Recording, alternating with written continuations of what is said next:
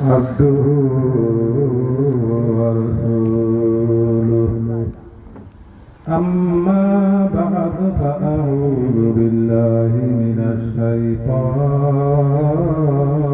الرجيم بسم الله الرحمن الرحيم يا أيها الذين آمنوا صلوا عليه وسلموا تسليما محبت شدد الشكر اللهم صل على سيدنا نبينا وشفيعنا وحبيبنا مولانا محمد صلى الله عليه وعلى آله وصحبه وبارك وسلم اللهم صل على سيدنا ونبينا وشفيعنا وحبيبنا ومولانا محمد صلى الله عليه وعلى آله وأصحابه وبارك وسلم আর মোহাম্মদের সাথে বলুন আল্লাহুম্মা সাল্লি আলা সাইয়্যিদিনা ওয়া নাবিয়্যিনা ওয়া শাফী'িনা ওয়া হাবিবিনা ওয়া মাওলানা মুহাম্মদ সাল্লাল্লাহু আলাইহি ওয়া আলা আলিহি ওয়া আসহাবিহি ওয়া বারাকা ওয়া সাল্লাম আল্লাহুম্মা সাল্লি আলা সাইয়্যিদিনা ওয়া নাবিয়্যিনা ওয়া শাফী'িনা حبيبنا ومولانا محمد صلى الله عليه وعلى آله وأصحابه وبارك وسلم أعوذ بالله من الشيطان الرجيم بسم الله الرحمن الرحيم إلا من أتى الله بقلب سليم قال النبي صلى الله عليه وسلم لا يؤمن أحدكم حتى أكون أحب إليه من والده وولده والناس أجمعين أقم عليه الصلاة والسلام صدق الله العلي العظيم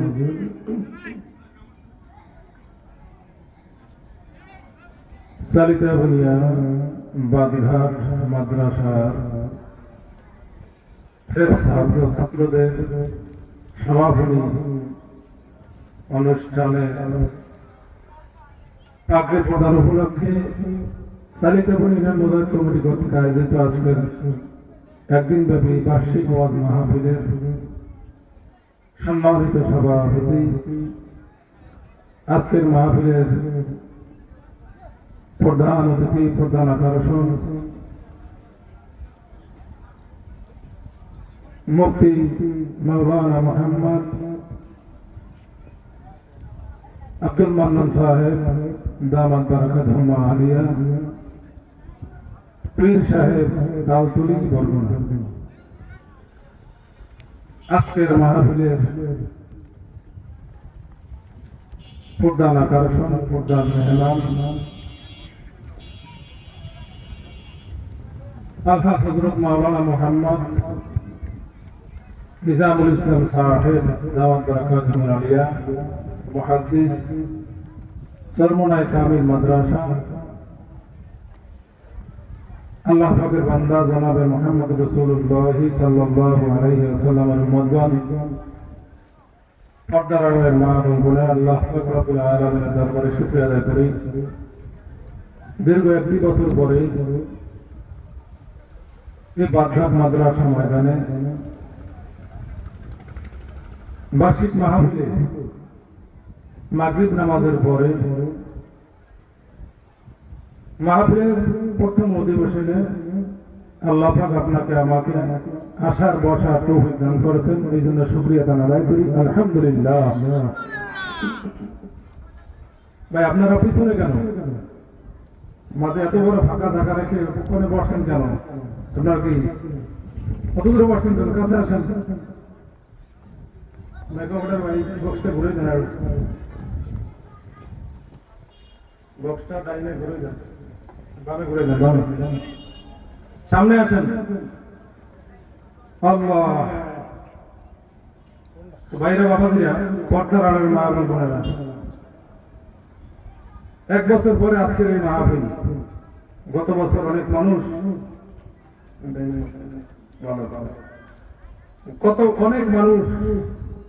গত বছর মাহফিলে ছিল। এই 1 বছর পরে তালাশ করে দেখবেন অনেক আল্লাহর বান্দারা, অনেক আল্লাহর বান্দিরা দুনিয়া থেকে বিদায় হয়ে কবরে চলে গেছে, ঠিক না? আল্লাহ পাক রব্বুল আলামিন খাস মেহেরবানি, খাস দয়া দিয়া আপনাকে আমাকে সুস্থ সহি সালামতে রেখে আল্লাহ পাক এই মাহফিল পর্যন্ত আল্লাহ পাক হায়াত দিয়ে বাঁচাই রাখছেন। এই শুকরিয়া কিয়ামত পর্যন্ত হায়াত পেয়ে যদি শুকরিয়া আদায় করতে থাকি সিজদায় পড়িয়া, আল্লাহ পাক যদি হায়াত বাড়াই দেন, তাহলে এই নিয়ামতের শুকরিয়া কিছুতেই আদায় হইতে পারে না। সুবহানাল্লাহ। ভাইরা, ওয়াজ মাহফিল আসলে কান সুখ করার জিনিস না, ওয়াজ মাহফিল বোঝার জিনিস, ঠিক না? আর বুঝবে কারা? বুঝবে যারা প্রকৃত মানুষ, ঠিক কিনা? আজকের এই মাহফিলের দাওয়াত সর্বস্তরে সর্ব জায়গায় পৌঁছে দেওয়া হয়েছে। দাওয়াত পাওয়ার পরে অনেক আল্লাহর বান্দারা আসছে দূর দূরান্ত থেকে। আসার পরেও অনেক আল্লাহর বান্দারা বাজারে, হাটে, বাজারে বিভিন্ন জায়গায় তারা গল্প গুজবে লিপ্ত আছে।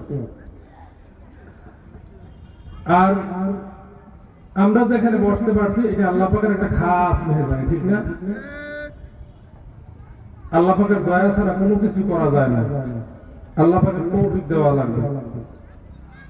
এজন্য কোন কবি বলছেন, তাত তৌফিক তাত হামজতু, তাত তৌফিক তাত হামজতু, ইয়া মানাত ওয়া ইজাবাত হামজতু।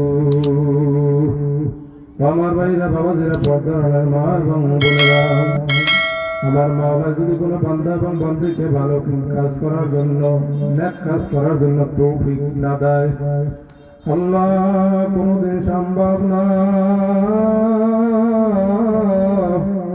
বান্দা যে ইচ্ছা করিয়া নেক কাজে মজলিসে যাইতে পারবে, নেক কাজ করতে পারবে, কথাটা ঠিক কিনা? আমার বাইরে বাবাজিরা, এই জন্য বলছেন সুরাতে মানুষ হইলে মানুষ হওয়া যায় না। আল্লাহু আকবার, আল্লাহু আকবার। আল্লাহর হাবিবের জবানায় আল্লাহর হাবিবকে দেখতে যেরকমের সুরাতের দিক দিয়া, সৃষ্টির দিক দিয়া আবু জাহেলও কিন্তু ওই রকমের সৃষ্টিগতভাবে এক। সংক্ষেপে বলতেছি বাদান,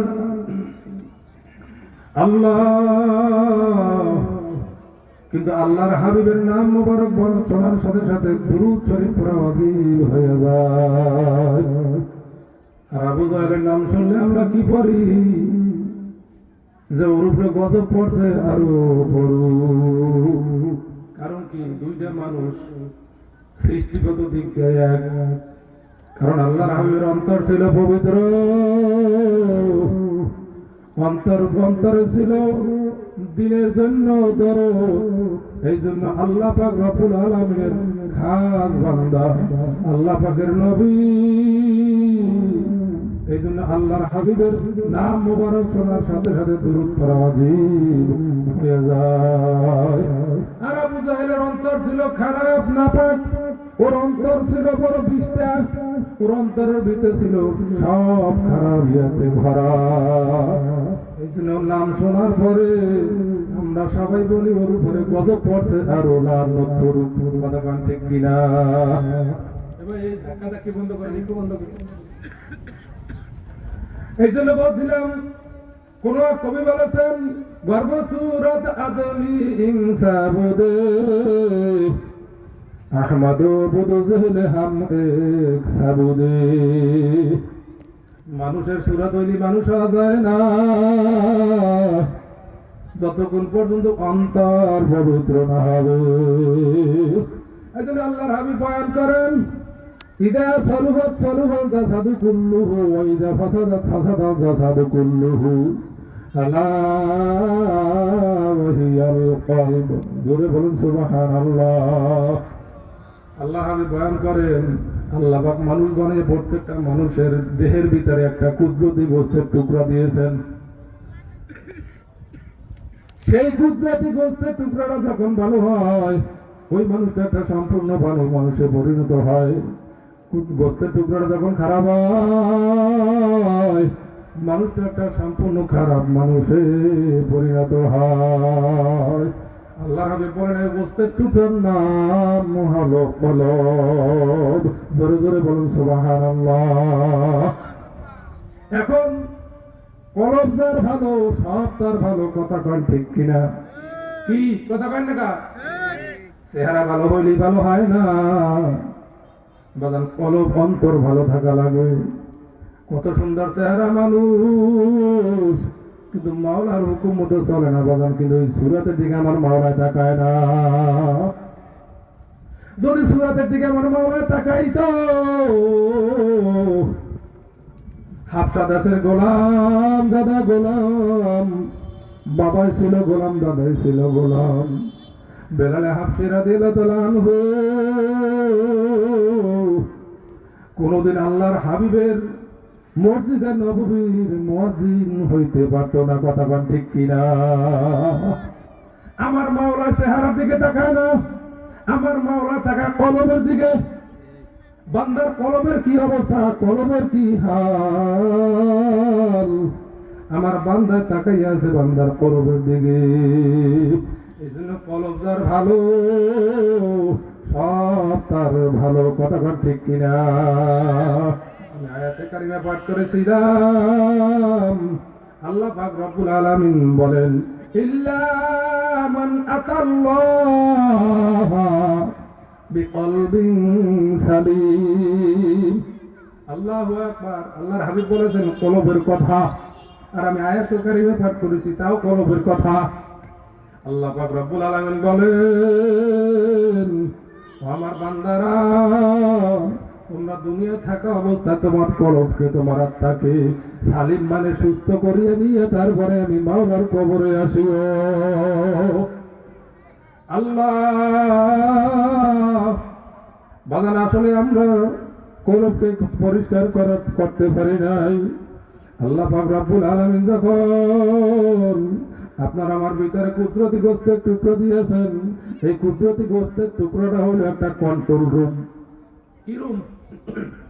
এই বিদ্যুতের একটা কন্ট্রোল রুম আছে। কথা বলেন। এই বিদ্যুতের একটা প্রধান কন্ট্রোল রুম আছে, সেই রুমটা হলো ভেড়া মারা দিয়ে যদি কন্ট্রোল রুম থেকে সুইচটা অফ করে দেয় বাজান, তামাম বাংলাদেশের বিদ্যুৎ বন্ধ হবে। কথা বল ঠিক কিনা?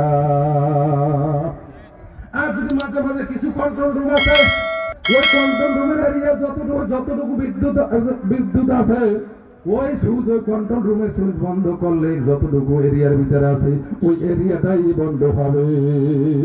আর যদি মূল কন্ট্রোল রুম বাড়া থেকে যদি সুইচ অফ করে দেওয়া হয়, তামাম বাংলাদেশের সমস্ত বাতি বন্ধ হবে। কথা কন ঠিক কিনা? আমার ভাইরা, বাবাজিরা, পর্দার আড়ালে মা এবং বোনেরা,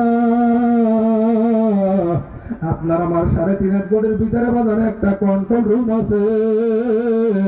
সেই কন্ট্রোল রুমটার নাম হলো কলব। জোরে জোরে কোন সুবহানাল্লাহ।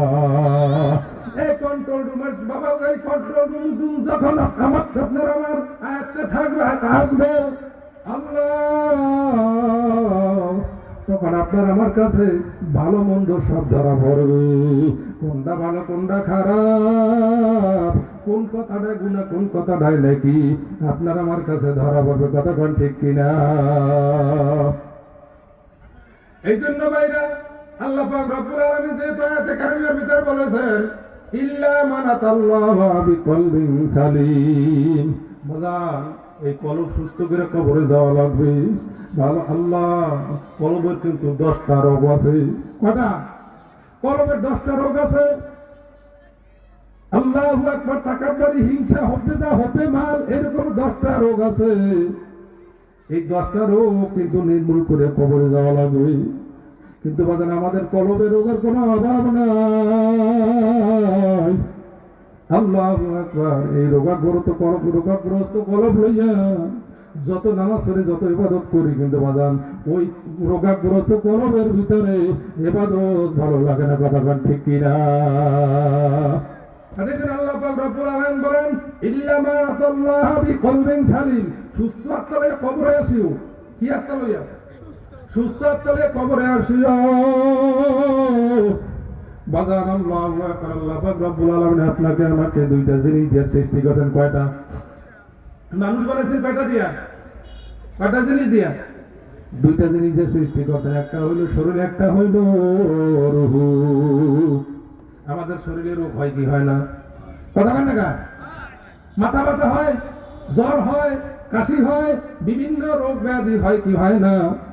যদি রোগ, আল্লাহু আকবার, যদি মাথা ব্যথা হয়, আল্লাহ আজকে আল্লাহর বান্দার বাড়িতে গেছি, যাওয়ার পরে বাড়ির গেরেস্ত বাড়ি না, আমাকে ভাইজানে কই গেছে, সে বরিশাল গেছে। কারণ কি বরিশাল গেছে কেন? বলে তার মাথা ব্যথা, অনেকদিন পর্যন্ত ডাক্তার দেখাইছে, মাথা ব্যথা কমে না। এই জন্য এখন একজন ভালো ডাক্তার দেখানোর জন্য বরিশালের কাছে, আহারে এরকম জ্বর হয়, বিভিন্ন রোগ ব্যাধি হয়, সুস্থ হওয়ার জন্য ডাক্তার দেখাই, গলা চিপে যায়, এমবিবিএস ডাক্তার দেখাই, ভালো হয় না। এরপরে পটুয়াখালী যায়, যদি ভালো না হয় বরিশালে যায় কে যায় না? কথা বলেন না? কেন যাই? আমার সুস্থ হওয়া লাগবে। অসুস্থ হইলে তো আমি খানা খাইতে পারবো না। খানা না খাইতে পারলে আমি তো দুর্বল হয়ে যাব। আমি রোগাগ্রস্ত থাকলে আমি তো বাঁচবো না। তাহলে এই জন্য কি করা লাগবে? আমার সুস্থ হওয়া লাগবে। সুস্থ হইতে হলে আমার ডাক্তারের পরামর্শ নেওয়া লাগবে। এই ডাক্তারের কাছে ভালো হয় না, ওই ডাক্তারের কাছে যাব। বরিশাল ভালো হয় না, ঢাকা যাবে। ঢাকা যদি ভালো হয় না, এরকম করে যদি টাকা থাকে বিদেশে যায় চিকিৎসা করে কি করে না? বাজান আমাদের কিন্তু আত্মা পবিত্র করে কবরে যাওয়া লাগবে। কি কথা বলেন না? ইল্লা মান আতাল্লাহ বিকলবিন সালিম। এই কলবের উপরে আলোচনা করতেছি বাজান। কেন? আমাদের কলবের রোগ, আল্লাহু আকবার, রূহের রোগ আমাদেরকে খাইছে। বাজার শারীরিক রোগ নিয়ে কবরে গেলে কোনো সমস্যা নাই, বরং আশা করা যায় যদি কোনো শারীরিক রোগ নিয়ে কবরে গেলে ওই রোগের উসিলে আমার মাওলায় মাফ করে দিতে পারে। কি পারে না? আর যদি বাজার কলবের রোগ নিয়ে মাওলার কবরে যায়,